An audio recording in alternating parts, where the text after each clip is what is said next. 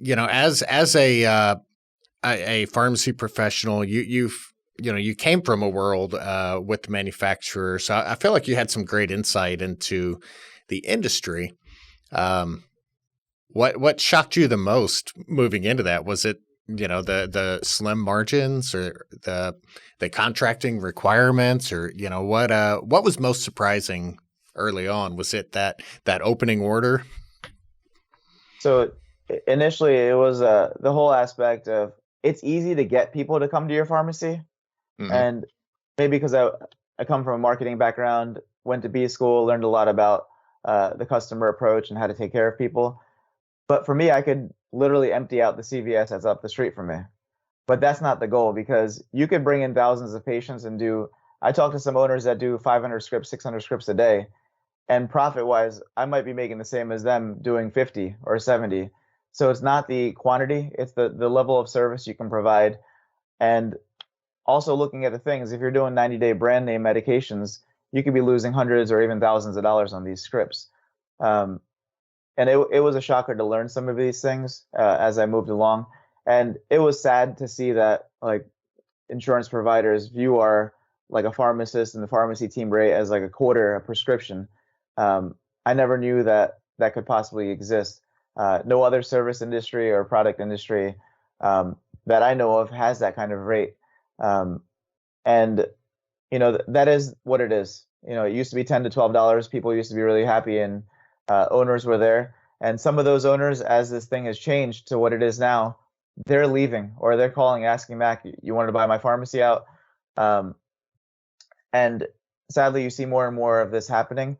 But obviously, anything that you can put some effort and energy into, you can change that dynamic where, okay, maybe it's 25 cents is what they value us at for filling a Z pack. But why am I going to spend all day focusing on that Z pack or filling? I'm not going to be the Z pack or amoxicillin hub for my community. Sure. That's a part of our business, and it brings the patient in. We're here to take care of that patient's immediate urgent need, but find other ways to be innovative and to provide services that others don't in a way they can't. Others that are providing these mass amount of prescriptions a day, whether it's the mail or a chain pharmacy, they might not be able to provide that customized level of service to a patient. And that's what we at independent pharmacies can actually do, whether it's counseling somebody about CBD, or providing a vaccine recommendation. We at our pharmacy, we've turned an entire room, which used to be just a storage area. We used to store lots of OTC products, um, but instead of me having 10 bubble baths in the back room, along with these sponges or soaps, what's the point of using that space in the back room, making a quarter on it when someone can order these items off Amazon now? You can't Yeah. fight Amazon. There's no way to do it. You kind of have to realize their model and just be accepting of it, and then find ways of providing services that they don't. So we turned all that clutter into an immunization and health room. So that's where we call our clinic. Happens in that room.